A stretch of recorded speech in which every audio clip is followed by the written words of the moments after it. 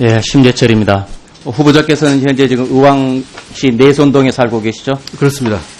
어머니께서는 81세시고 안양 비산동에 지금 살고 계시고요. 예, 그렇습니다. 동생 김영미 씨는 어디 살고 계십니까? 지금 어머니 옆 동네에 같이 살고 있습니다. 예. 자, 첫 번째 PPT를 보시겠습니다. 이게 어머니 통장인데요.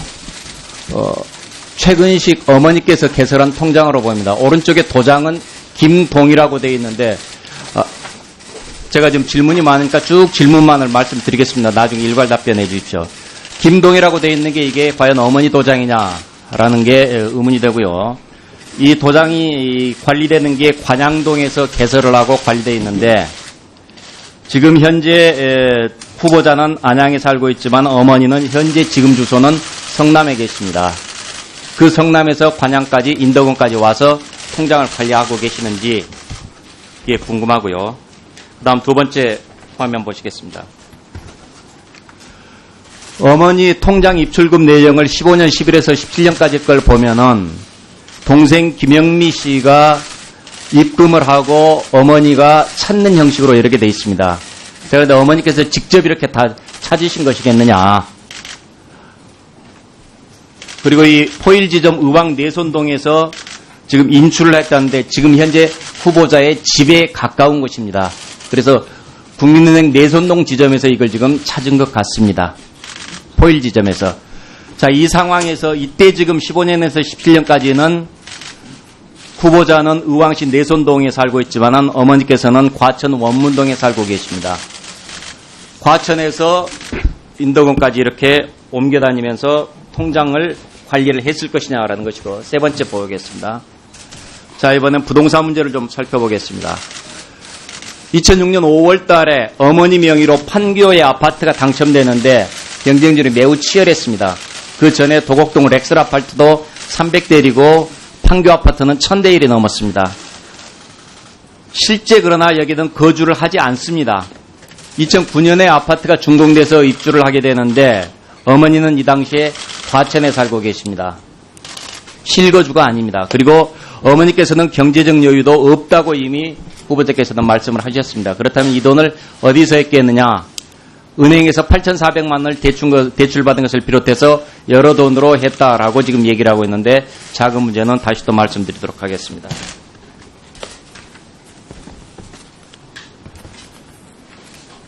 자, 후보자 본인은 지금 예금이 10억이 넘는다고 지금 보고를 하고 있습니다. 그런데 예금 10억 넘는 후보자가 경제력도 없으시고 실거주 목적도 없는 어머니의 명의로 분양받는 것, 실거주 목적이 위배되면은 이건 부동산 실명제 위배됩니다. 그리고 공개된 내용들을 08년에서 11년까지는 어머니 재산을 공개했지만은 12년 이후에는 공개를 하지 않습니다.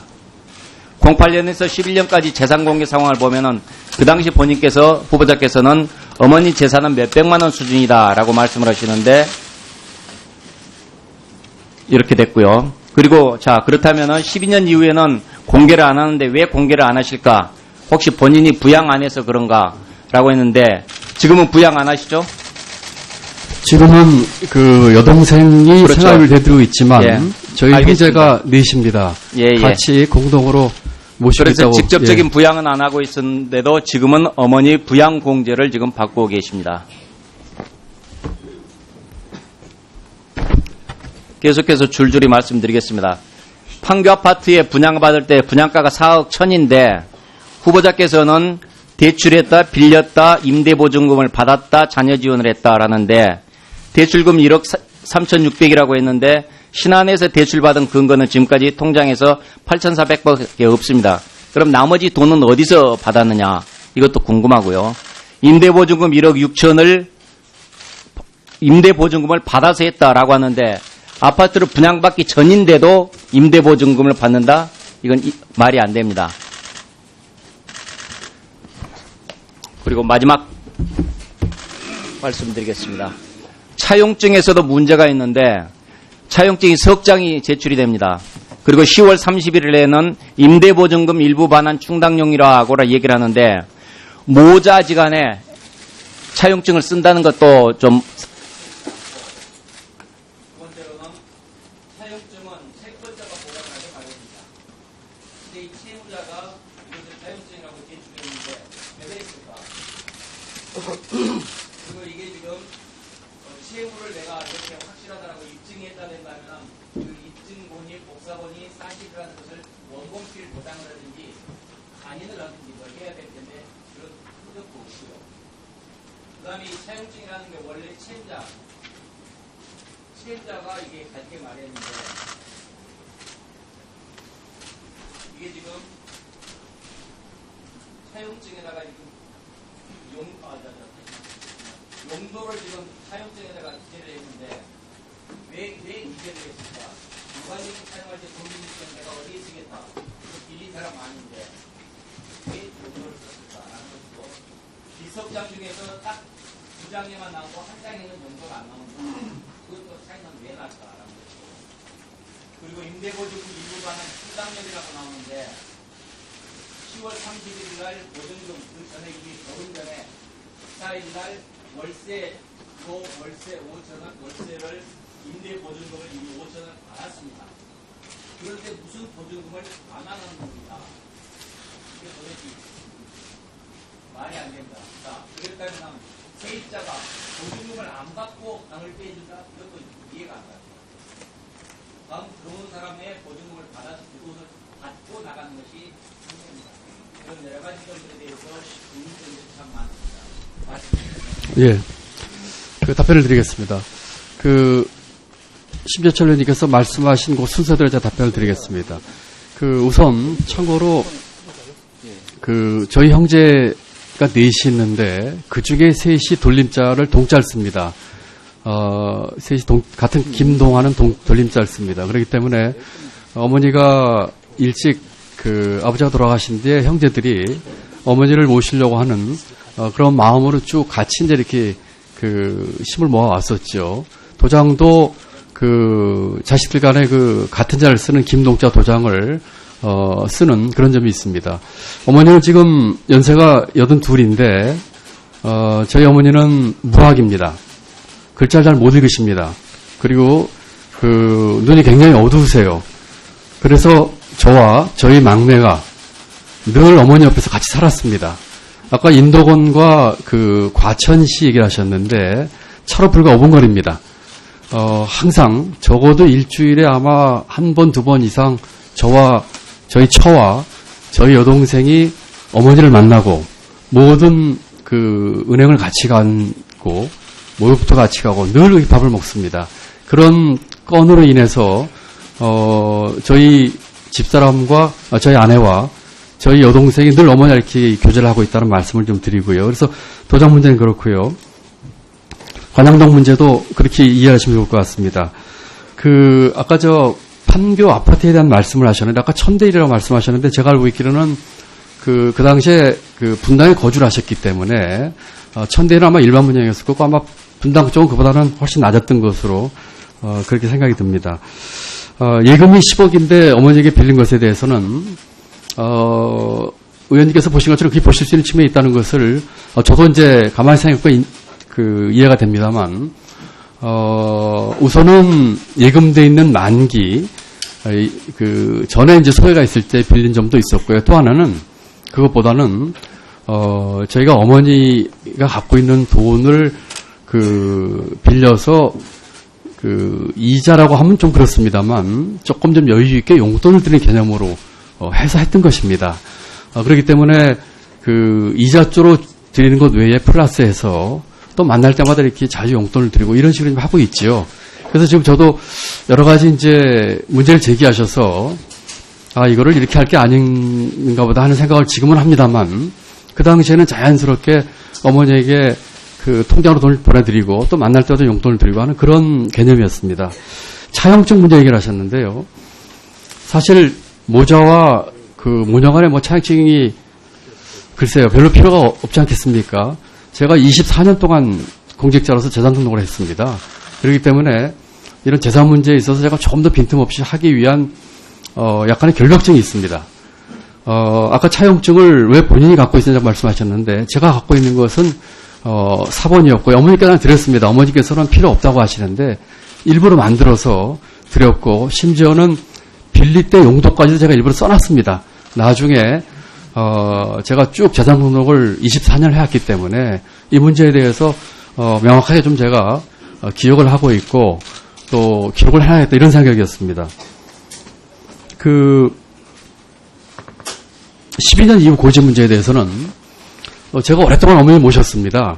말씀드린 것처럼 저희 어머니가 혼자 되신 지 50년이 되셨습니다. 오랫동안 모시다가 제가 공직생활 하면서 외국 생활을 3번 정도 할 때가 있었습니다. 공부할 때, 또 월드뱅크 근무할 때. 그럴 때, 저희 동생들이, 제가 외국 가 있을 때 이렇게 모시곤 하곤 했었지요. 그래서가, 분당에 계실 적에는 저희 남동생이 쭉 살면서 모셨고요. 그 이후는 여동생이, 모셨습니다. 그러다가, 제가 요번에 이제 어머니 재산 등록을 고지 거부한 것은 이번에 한 것이 아니고 이미 제가 예산실장 때부터 그렇게 했습니다. 왜냐하면 그 당시에 이미 여동생이 매월 고정급으로 생활비를 드렸고 물론 저나 다른 동생들도 같이 이제 용돈 겸 생활비를 드렸습니다만 여동생이 고정적으로 통장에 들었기 때문에 공시자윤리법에 의해서 일정한 금액 아마 제 기억으로 한 7, 80만 원 되는 거 기억을 합니다만 넘으면은 고지 거부를 할 수 있고 하기 때문에 어머니 연세는 높고 하시기 때문에 별 생각 없이 제가 자연스럽게 이렇게 했던 것입니다. 지금 지나놓고 보니까 이번에도 그냥 같이 다 신고를 할까 그랬거나 한 생각이 들 정도로 지금 여러 가지 좀 답답합니다. 하지만 지금 말씀드린 것처럼 그 다음에 시민이 여쭤보신 것 중에 이 실거주 문제 얘기를 하셨는데요. 판교에 사실 적에 분양받을 적에 남동생이 같이 살면서 남동생이 공인중개사 자격증도 있고 부동산 쪽에 제법 밝은 또 그쪽 일을 한 적도 있습니다. 동생이 이제 권고를 해서 했는데 그때 말씀드린 것처럼 대출과 또 전세보증금은 제 기억으로는 입주하실 적에 잔금 내면서 전세계약 같이 하면서 받았던 것으로 저는 기억을 합니다. 대부분의 경우가 그렇게 하고 있지 않습니까? 잔금 낼 적에 이제 보증금 받아가지고 충당을 하는 것이지요. 그렇기 때문에 어머니가 34평 집에 우선 대출이 있기 때문에 또 임대보증금을 같이 하기 때문에 바로 들어가 살 형편이 못 되셨고요. 또 혼자 사시기에 넓어서 나중에 남동생에는 누가 여유가 되면 전세보증금을 좀 하는 돈을 좀 내면서 같이 살까 하는 생각을 하셨던 것입니다. 그리고 이제 그랬던 것이고요. 또 여쭤보신 것 중에 5천만 원 반환에 대한 말씀을 하셨는데 그건 이렇습니다. 그 전에 렉슬 아파트가 저희 아내가 이제 분양을 받은 아파트인데 18평짜리입니다. 그게 저희 가족이 가지고 있는 유일한 주거용 공간입니다. 18평짜리 아파트에 분양을 받았는데 저희 가족이 넷이고 또 나중에 저희 이제 큰애가 힘들 때가 있어서 제가 18평짜리 앞에서 살림편이 못 됐겠다 이제 넓은 데로 이제 이렇게 전세를 살았던 것이지요. 그러면서 처음에 제 기억으로 도곡 렉슬 아파트를 전세를 줬다가 나중에 월세로 바꿨습니다. 바꿨는데 최근에 보증금 1억에 월세 200인가를 하다가 세입자가 보증금을 내려달라고 해가지고 해서 새로운 세입자가 보증금을 5천만 원으로 보증금이 인하가 됐습니다. 그래서 저희가 5천만 원을 돌려야 되는 그런 상황이 생겼습니다. 그때 소외되는 돈입니다. 어쨌거나 돌이켜보니까 제가 23, 4년 동안을 서기관 때부터 재산 등록 처음 생길 때부터 하면서 아까 말씀드린 약간의 결벽증 비슷하게 해서 1,000원 단위 이상이 공직자 재산 등록 신고의 대상입니다. 그렇기 때문에 추호도 이 의혹이 없게끔 하기 위해서 모든 것을 완벽하게 갖추려고 애를 썼습니다. 예를 들어서 판교집 도곡 렉슬 집사람이 저희 처가 분양받을 적에도 제가 그때 미국에 있으면서 집사람이 부업을 했었습니다. 그때 받은 소득을 제 재산등록 신고서에 보면은 제 예금 어디에 그때는 이제 미국에 있었으니까 여기에 얼마는 집사람이 미국에서 번 돈 이렇게까지 기재할 정도로 철저하겠습니다. 그렇기 때문에 그런 것으로 인해서 이 차입 증이라든지 이런 것들에 대한 아마 그런 생각을 하실 수 있지 않을까 싶습니다. 그 다음에 그 어머니께 빌린 돈, 3건이 있는데, 그 중에 저희 처가 빌린 돈 5천만 원은 이게 뭘로 받으냐는 얘기를 여러 의원님께서 말씀하시고 시민도 말씀하셨는데, 5천만 원은 집사람이 통장으로 받았고요. 8천만 원은, 처음에 8천만 원 빌렸던 아직 8,500 됐습니다만은, 8천만 원은, 저희가 한림 아파트에 저희 식구가 살다가, 말씀드린 것처럼 저희 큰애가 굉장히 힘든 시절이 있었는데, 그때 공간도 공간이지만, 이 무균실 비슷한 그런 공간이 필요했습니다. 완전히 집을 소독을 해가지고. 그래서 조금 넓은 집으로 이사 가기 위해서 저희가 운중동 아파트로 이사를 하게 됩니다. 그게 제 기억으로 48평인가요? 이랬던 걸로 기억합니다만. 그러다 보니까 2억 8천에서 5억 천 전세로 옮겨가다 보니까 돈이 부족을 해서 어머니께 그때 8천을 빌린 것으로 제가 기억을 합니다. 그 돈은 어머니께로부터 받을 전세금 2억 8천 플러스 8천에서 3억 4천쯤인가요? 수표를 받았습니다. 수표를 받아서 그날 운중동 전세 잔금 치는 날 지급을 했습니다. 그렇기 때문에 말씀하신 것처럼 빌린 돈의 증거라고 할까요? 하는 측면에서 5천만 원은 통장으로 입금이 되어 있고요. 8천만 원은 수표로서 수교가 됐다는 말씀을 드리고요. 제가 차입했던 4천만 원은 2번을 빌려서 차입을 했습니다. 다만 차입증을 2번째 빌릴 때 같이 써드린 것이지요. 그것은 제가 9평짜리 오피스를 분양받으면서 그것은 제가 퇴직 후에 제가 서재겸 사무실 쓰려는 용도로 분양을 받았습니다. 그때 지금까지 한 8천 정도 들어간 걸로 제가 기억을 합니다만 1차 중도금 2천만 원, 2차 중도금 2천만 원에 대한 차용입니다. 두 번째 것은 통장으로 제가 받았고요. 첫 번째 것은 통장으로 받지 않고 아마 제가 현금 내지 이렇게 소액의 걸 이렇게 쪼개서 받은 걸 기억을 합니다.